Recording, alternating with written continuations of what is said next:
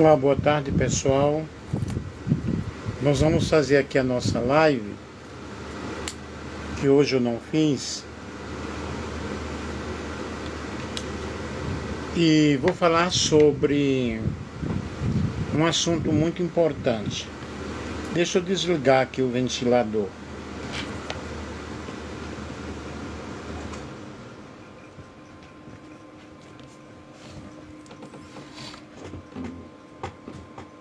Eu vou falar sobre religião como forma de controle. Vou falar como pastor e como psicanalista. Pastor Nelson Alves de Andrade. É um assunto muito top, é um assunto muito legal. Eu fiz aqui uma pesquisa e vou estar falando para vocês sobre esse assunto importante para que nós possamos compreender o porquê até em algumas religiões, algumas pessoas se suicidam. E alguns pensadores e críticos, eles argumentam que certas religiões ou interpretações delas podem funcionar como mecanismo, ou mecanismos, vamos falar no plural, de controle social. E aqui eu vou mencionar algumas ideias. Por exemplo, a obediência cega. Algumas doutrinas exigem submissão total a autoridades religiosas, o que pode limitar o pensamento crítico, porque a pessoa está ali naquele convívio e tem que seguir o pensamento daquele líder. Se não segue, se não obedece, então essa pessoa sofre uma penalidade. E também medo e culpa. E o uso de conceitos como pecado, punição divina ou inferno pode gerar medo e repressão. Muitos líderes, eles pregam as suas mensagens não mostrando um Deus de amor, um Deus de compaixão, um Deus de misericórdia, mas mostrando um Deus que castiga, um Deus que coloca enfermidade nas pessoas. E as pessoas vivem em um ambiente de muito medo, de muita ameaça. Depois, repressão de desejos e identidade. Em certos contextos, religiões impõem normas tão rígidas sobre sexualidade, por exemplo, gênero, comportamento e até mesmo vestimenta. E a pessoa ela é tida como rebelde se ela, por exemplo, usa uma bermuda. Então, essa pessoa ela é tida como rebelde. Hierarquias rígidas. Estruturas religiosas podem reproduzir desigualdades como patriarcado ou exclusão de grupos minoritários. O que eu vejo, por exemplo, que em Jesus não é assim. Jesus ele não veio trazer uma nova religião. Jesus ele veio trazer o cristianismo com uma roupagem diferente, com uma roupagem de amor, com uma roupagem de compaixão, com uma roupagem de misericórdia. Mas aí nós temos a religião como libertação. E por outro lado, muitas pessoas encontram na religião o caminho para a libertação, sentido e resistência. Como uma fonte de esperança em contexto de opressão, a fé pode ser uma força de resistência, como no papel da teologia da libertação na América Latina. Comunidade de apoio. Religiões oferecem redes de solidariedade, cuidado e pertencimento. Nós encontramos grupos, na realidade, com uma visão assim que pode realmente ajudar a pessoa, que pode levar a pessoa até uma libertação. Bem como uma transformação pessoal, através de práticas espirituais que podem promover autoconhecimento, paz interior e propósito. E é isso que, na realidade, a religião deveria fazer. Não estar julgando a pessoa ou criticando a pessoa ou disciplinando uma pessoa por não obedecer a determinadas situações, mas chamar essa pessoa para um acerto, para uma disciplina que eu digo no sentido de vamos conversar, vamos ajudar, saber o motivo pelas quais as coisas estão acontecendo, porque determinado comportamento, e ajudar essas pessoas. E essas práticas espirituais, elas na realidade deveriam promover autoconhecimento, que é levar a pessoa a uma transformação pessoal, nessa paz interior. Vejamos aqui pensadores que abordam esse dilema. Karl Marx, ele chamou a religião de ópio do povo, sugerindo que ela alivia o sofrimento sem resolver suas causas. Michel Foucault, ele estudou como instituições, inclusive religiosas, que modam corpos e subjetividade. Simone Weil, ele viu na espiritualidade uma forma de transcender o sofrimento humano, mas criticou estruturas religiosas opressoras. A expressão "a religião é o ópio do povo" foi escrita por Karl Marx no século XIX e tornou-se uma das frases mais conhecidas da filosofia moderna. Ela aparece em sua obra Crítica da Filosofia do Direito de Hegel, em 1844. Vamos entender aqui o que ele quis falar um pouco com isso. O contexto histórico, na época de Marx, a Europa passava por grandes transformações, acontecia ali a Revolução Industrial, a exploração dos trabalhadores, pobreza e desigualdade social extrema. E a religião, ela tinha uma grande influência sobre o povo e muitas vezes servia como meio de consolo diante do sofrimento. E qual é justamente o significado dessa frase? Quando Marx disse que a religião é o ópio do povo, ele não quis simplesmente ofender a fé ou dizer que ela é ruim. O que ele quis, na realidade, afirmar é que a religião, assim como o ópio, uma droga usada para aliviar a dor, anestesia o sofrimento humano, oferecendo o consolo espiritual, mas sem resolver as causas reais do sofrimento, como a injustiça social e econômica. Porque o que nós queremos transmitir com isso é que não adianta simplesmente dar um antídoto ali naquele momento, mas descobrir a raiz do problema, a raiz da situação e levar essa pessoa a ter realmente um encontro pessoal com Cristo. E a ideia completa, o trecho original diz: a religião é o suspiro da criatura oprimida, o coração de um mundo sem coração, e a alma de uma condição sem alma, é o ópio do povo. Ou seja, Marx ele reconhece que a religião nasce da dor humana, traz consolo, dá sentido, mas também pode manter as pessoas conformadas com a opressão, ao invés de lutar por mudanças.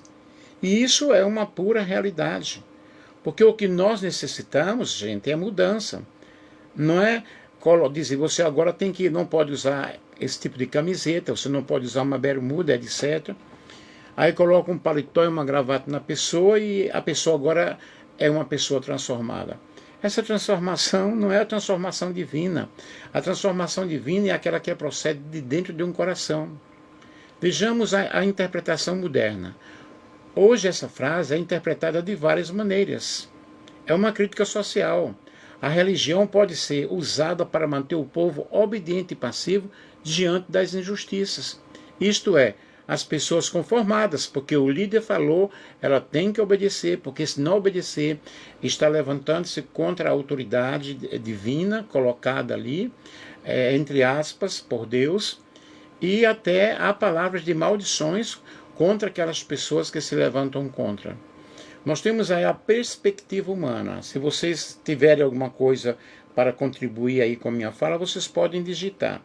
A perspectiva humana mostra a necessidade que o homem tem de encontrar sentido e esperança, especialmente em tempos de sofrimento. E uma visão equilibrada. Muitos pensadores defendem que a fé pode tanto oprimir quanto libertar, dependendo como ela é vivida. É claro, porque de repente a pessoa é levada para o lado do fanatismo religioso. Sendo esta pessoa levada pelo lado do fanatismo religioso, é bem complicado, é bem difícil. E eu estou falando aqui, e sempre vou estar mostrando já as referências, né? Aí eu tenho aqui a Crítica da Filosofia do Direito de Hegel, a introdução, Karl Marx, textos escolhidos. Nós temos aqui também de Karl Marx, Manifesto do Partido Comunista, e Sua Concepção do Homem, também de Karl Marx. Agora veja a visão de Karl Marx, Karl Marx, Crítica Social da Religião. Para Marx, a religião surge como resposta realmente deste sofrimento humano em um mundo injusto, pois ela oferece consolo, mas também mantém o povo conformado, impedindo mudanças sociais profundas, porque o povo tem que aceitar aquela situação. Os pontos principais: a religião não elimina o sofrimento real, mas apenas o torna mais suportável. Ela pode reforçar estruturas de poder, pois ensina o povo a aceitar a pobreza e a desigualdade como a vontade de Deus. Você está nesta situação porque Deus quer você assim.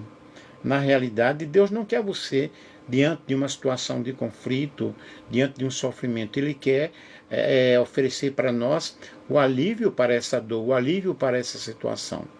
E a libertação do homem viria não da religião, mas da transformação social e econômica. Isso é no sentido de Karl Marx, né? Exemplo, um trabalhador explorado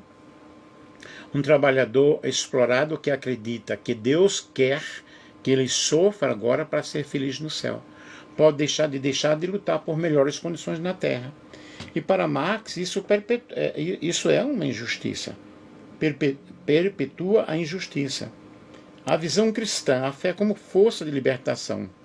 No cristianismo verdadeiro, nós vemos essa ideia central, no cristianismo verdadeiro, a fé não é anestesia, mas a força de transformação. E Jesus pregou o amor, Jesus pregou a justiça, Jesus pregou a libertação aos oprimidos. Jesus pregou a transformação que acontece em um coração, no coração da pessoa. Se alguém quiser comentar aí, pessoal, alguma coisa, estejam livres para comentar. Podem contribuir aí com os corações de vocês.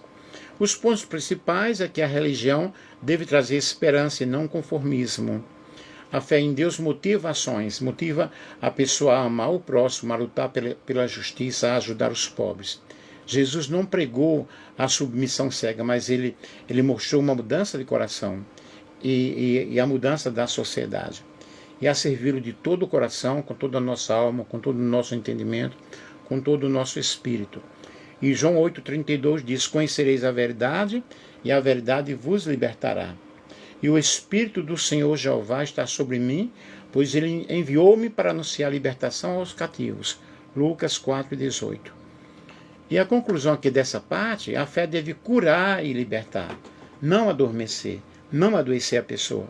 A verdadeira religião leva à transformação pessoal e à transformação social. Aí eu tenho aqui a visão espírita, porque eu fiz um apanhado, fiz um artigo aqui, tá? A visão espírita, a religião como educação do espírito. E no espiritismo, a religião é um meio de evolução moral e espiritual. Ela não deve ser usada para o medo ou para o controle, mas para o esclarecimento. Aí aqui eu tenho os principais pontos. O ser humano é um espírito em aprendizado, e a fé racionada o ajuda a compreender as leis divinas. A dor e as provações são instrumentos de progresso, não castigos. Eu também estou aqui falando como estudante de parapsicanálise, ok? A religião não deve alienar, mas educar e despertar a consciência. Aí nós temos aí o exemplo espírita de Allan Kardec, quando fé inabalável é somente aquela que pode encarar a razão, face a face, em todas as épocas da humanidade. Evangelho segundo o Espiritismo, capítulo 19. E a conclusão aí: a fé não é o ópio, mas luz para o entendimento espiritual, ajudando o ser humano a compreender a si mesmo e a compreender o universo. E nessa concepção geral, nós temos aí um comparativo geral, função da religião. na visão de Karl Marx, consolar e manter a ordem social. No cristianismo, transformar e libertar. No espiritismo, educar e evoluir espiritualmente. E a visão do sofrimento, na visão de Karl Marx, deve ser eliminado por meio da justiça social. E no cristianismo pode ser superado com fé e amor. E no espiritismo é um aprendizado para o progresso espiritual. E o papel da fé, na visão de Karl Marx, é ilusão que conforta. No cristianismo, é a força que liberta, que traz salvação. E no espiritismo é a luz que esclarece. E o destino humano, nós vemos na visão de Karl Marx, que é um material histórico na realidade. E no cristianismo é salvação.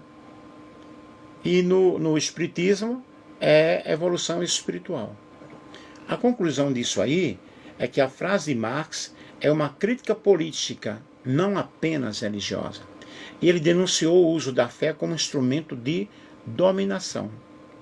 E por outro lado, as visões cristã e espírita mostram que a verdadeira fé pode ser libertadora, educadora e transformadora, quando vivida com consciência, com amor e com justiça, quando vivida de uma maneira correta.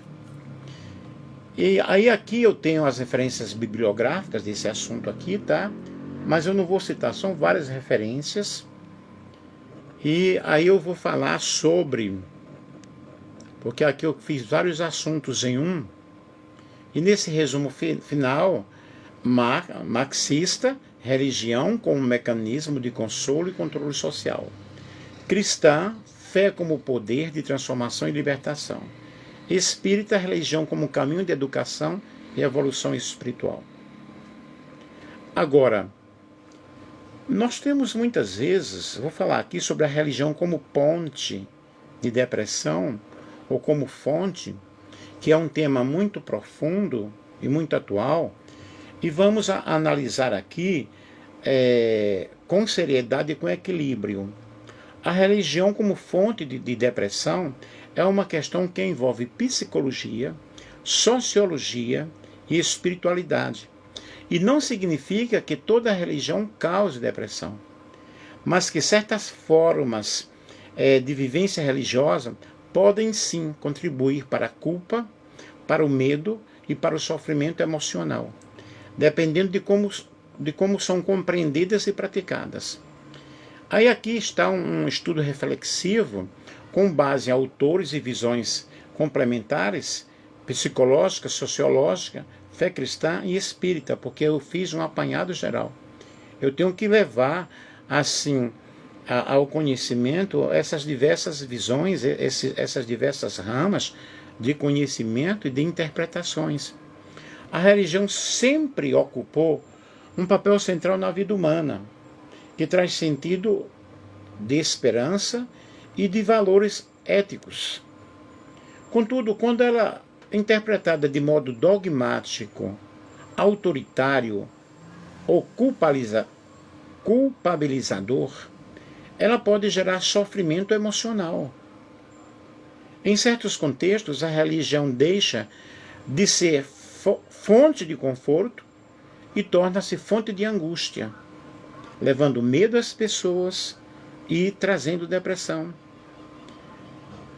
A depressão religiosa, ela ocorre quando o indivíduo vive sua fé baseada no medo do castigo, a culpa ou na repressão de si mesmo, e não no amor e na liberdade interior. Eu já trabalhei muito com cura interior, já trabalhei muito com a libertação das pessoas, e nós podíamos observar o quanto as pessoas elas estavam reprimidas com medo de Deus. Porque muitos colocaram na mente delas que Deus castiga se você errar, Deus leva você para a dor, para o sofrimento. Vejamos aqui a religião e saúde mental, duas faces da mesma moeda. A relação entre religião e saúde mental pode ser tanto positiva quanto negativa. No aspecto positivo, a fé pode ser fonte de esperança resiliência e sentido de vida, o que na realidade deveria ser para as pessoas. Práticas espirituais equilibradas reduzem ansiedade, solidão e desespero. Quando ensinado com carinho, quando ensinado com amor, quando leva-se a pessoa a valorizar-se e a conhecer-se, porque nós precisamos de um autoconhecimento. De onde vim? Quem sou eu? De onde vim? O que eu estou fazendo aqui? Para onde eu vou? Eu fiz uma live falando sobre isso. São grandes perguntas que nós devemos questionar e que nós devemos pensar. E comunidades religiosas saudáveis promovem acolhimento e apoio emocional, e não distanciamento. Vejamos o aspecto negativo. Religiões autoritárias ou doutrinas rígidas podem gerar culpa excessiva e medo constante da punição divina. Portanto, você está servindo a Deus por amor ou você está servindo a Deus com medo do inferno, ou que Deus te coloque no leito de enfermidade? O sentimento de indignidade espiritual, nunca serei bom o bastante para Deus, causa baixa estima, porque é colocado na vida de muitas pessoas um patamar de vida espiritual que elas não conseguem elevar.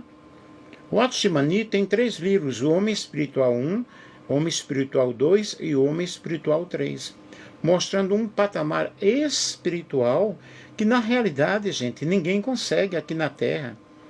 Nós vivemos aqui neste mundo, estamos propensos a erros, propensos a situações. E o fanatismo religioso pode causar isolamento, autonegação e repressão emocional, favorecendo a depressão. Eu já passei por isso, muito forte. Já enfrentei situações assim. Aí, religião como fonte de depressão, quando a fé adoece. Culpabilidade religiosa. Estão gostando do assunto aí, pessoal? Algumas tradições enfatizam tanto o pecado e o castigo que o fiel passa a viver sob peso constante de culpa. Ela não se sente amada, ela não se sente aceita, não se sente perdoada. Isso gera autopunição psicológica, sentimento de inferioridade e tristeza profunda. Exemplo bíblico mal interpretado: maldito o homem que confia no homem, Jeremias 17,5. É usado de forma literal, pode gerar desconfiança, isolamento e sentimento de inutilidade. Porque aí as pessoas não confiam em ninguém, elas vivem no seu casulo, no seu isolamento social. Eu vou fazer uma live aqui, não hoje, eu vou pesquisar mais, interpretar mais sobre a caverna de Platão. Medo e repressão.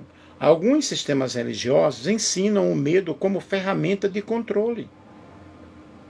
Se errar, Deus vai te punir. E esse tipo de discurso gera terror espiritual, não amor. A pessoa vive oprimida, reprimindo desejos e emoções humanas naturais, o que pode evoluir para transtornos depressivos. Vocês estão comigo aí ou não? Alienação e perda de autonomia. Quando o fiel entrega totalmente seu poder de decisão a líderes ou dogmas, perde o contato com a sua própria vontade. E a fé deixa de ser livre e passa a ser dependente, gerando vazio emocional quando a crença é questionada. E na realidade não é o pastor que deve ditar o que você vai fazer ou não. Porque nós somos livres. Livres para pensar, livres para tomar decisões, livres para viver a nossa vida. A visão cristã equilibrada. Jesus nunca pregou o medo, mas ele pregou o amor que liberta. A fé saudável não oprime, ela cura, ela acolhe, ela dá sentido. Ela não coloca a pessoa à parte. Ela não leva a pessoa a um sentido de rejeição. Muito pelo contrário, acolhimento. E Jesus disse: vinde a mim todos os que estáis cansados e oprimidos, e eu vos aliviarei. Mateus capítulo 11, versículo 28. A verdadeira religiosidade deve restaurar a alegria, não retirar o prazer de viver. O cristianismo autêntico, ele deve ensinar a graça, o perdão e a esperança, e não culpar a pessoa ou levar a pessoa ao desespero. Aí eu tenho aqui a visão espírita e psicológica. Mas por que você está falando sobre isso? Eu estou falando como professor, como pastor, como psicanalista, como estudante de parapsicanálise. A visão espírita e psicológica. O espiritismo e a psicologia transpessoal compreendem que a fé deve ser racionada. E o sofrimento religioso muitas vezes é fruto de interpretações distorcidas das leis divinas. Allan Kardec, por exemplo, ele ensina que a fé verdadeira é calma, da paciência que sabe esperar, porque tendo a base na compreensão das coisas, tem a certeza de alcançar o que se espera. Evangelho segundo o Espiritismo, capítulo 19. Já Carl Jung observou: a repressão religiosa pode criar neuroses, quando o sagrado é vivido como medo e não como integração do eu com o divino. Assim, uma fé madura deve integrar razão e emoção, permitindo que o indivíduo ele cresça espiritualmente, sem adoecer emocionalmente. A religião pode ser cura, ferida, luz ou sombra, dependendo de como ela é compreendida. Quando baseada no amor, na misericórdia e na liberdade, ela dá um fortalecimento para a alma. Mas quando alimenta culpa, medo e fanatismo, adoece o coração e pode contribuir para a depressão espiritual e psicológica. A verdadeira fé deve libertar, não aprisionar. Deve iluminar, não obscurecer. Deus é amor. E aquele que permanece no amor permanece em Deus. Compreenderam, pessoal? Isso é muito importante. Agora, por que as pessoas se suicidam na religião? Nós observamos muitos pastores, muitos padres, muitos missionários que cometeram isso, né? Essa é uma verdadeira pergunta, ou seja, é uma pergunta muito importante. É uma pergunta sensível e profunda e deve ser tratada com muito respeito, com muita empatia e clareza. A questão, por que as pessoas se suicidam nas religiões, envolve dimensões emocionais, espirituais, sociais e psicológicas. E não há uma resposta única. Vamos entender isso aí por parte. O suicídio é um fenômeno multifatorial. Nenhum suicídio tem apenas uma causa. Ele costuma surgir de uma combinação complexa de fatores: depressão, ansiedade ou transtornos mentais, traumas não resolvidos, abusos, rejeições ou perdas. Eu estou aqui apenas citando. Sentimento de culpa e falta de apoio, interpretações religiosas distorcidas que geram medo, autodepreciação ou desesperança. A religião pode ajudar ou agravar, dependendo de como é vivida, dependendo de como ela é ensinada, de como ela é questionada. Quando a religião ajuda, muitas pessoas encontram na fé a força para viver. E a fé pode oferecer sentido para a existência. Minha visão, minha vida tem valor diante de Deus. E é o que eu devo colocar na minha mente, é que Deus me ama, tal como eu sou. O amor dele é incondicional. Deus ama todas as pessoas, ama todas as religiões. Deus não rejeita, Deus não separa ninguém. E tem uma comunidade de apoio. A fé pode oferecer realmente essa comunidade de apoio, de acolhimento, de oração e de amizade. Isto é, de aconselhamento e não de destruição. Esperança de superação. Deus está comigo no sofrimento. Sabemos que o sofrimento ele faz parte da vida humana. E nós precisamos enfrentar isso, encarar isso na realidade, sabendo que todas as coisas cooperam para o bem daqueles que amam a Deus e daqueles que são chamados pelo seu propósito. Esses elementos, na realidade, protegem contra o suicídio, porque dão sentido dão sentido e pertencimento e esperança. E o Senhor está perto dos que têm o coração quebrantado. Salmo 34, versículo 18. Quando a religião adoece e agrava o sofrimento? Infelizmente, em algumas situações, como eu já falei, a religião se torna uma fonte de dor e culpa insuportável, levando à crise espiritual e a uma crise psicológica muito profunda. Aí nós temos aí o que? A culpabilidade excessiva. Alguns ensinamentos enfatizam tanto o pecado e o castigo que a pessoa passa a sentir-se indigna de perdão. Ela acredita que Deus não a ama mais, ela perde a esperança. O exemplo, eu pequei demais, não mereço mais viver, eu não mereço o perdão, não mereço o amor de Deus. Esse tipo de pensamento é sintoma de depressão espiritual e precisa de apoio psicológico e pastoral amoroso. Gente, eu vou continuar fazendo as minhas lives, mostrando para as pessoas, mostrando para o mundo que há um Deus que ama todas as pessoas.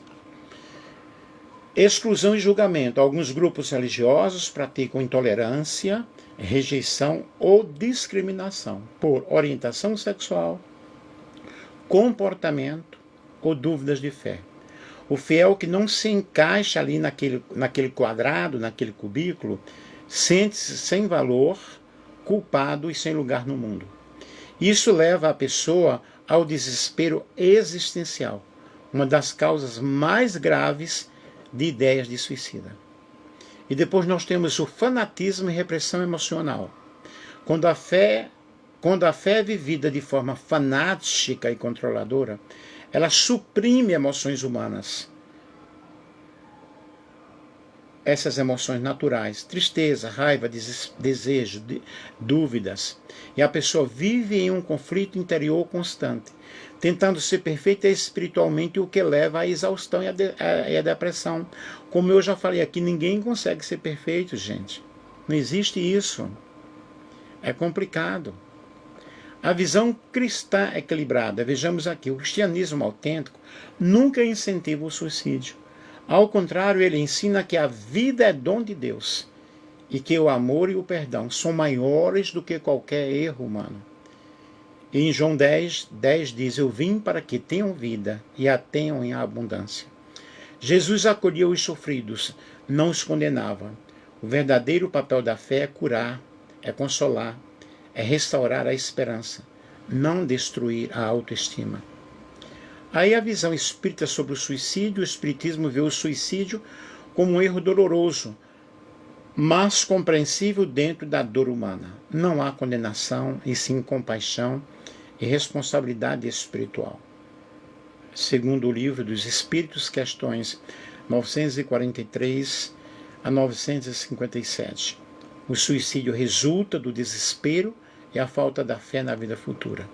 Gera sofrimento espiritual temporário, mas com possibilidade de reparação e aprendizado.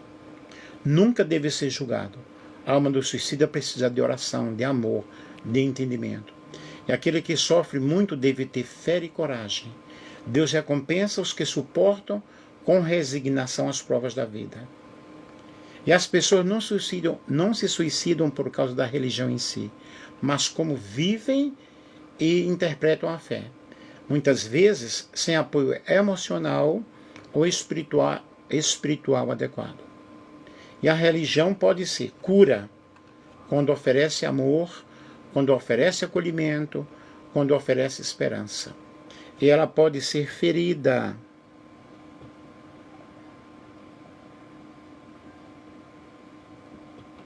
E ela pode ser ferida quando impõe culpa, medo e exclusão. Por isso é fundamental que líderes religiosos, familiares e comunidades sejam acolhedores, empáticos e conscientes da saúde mental. A fé deve salvar vidas e não oprimir os corações. Compreenderam? Eu espero que vocês tenham compreendido o que nós falamos aqui e que sirva realmente de alerta e que sirva de apoio espiritual, de apoio religioso, dependendo como nós encaramos a religião, mas nós devemos realmente amar a Deus em primeiro lugar, e sabendo que nós devemos amar a Deus, buscar o reino de Deus e em primeiro lugar, e as demais coisas nos serão acrescentadas. Um grande abraço do professor Nelson Alves de Andrade.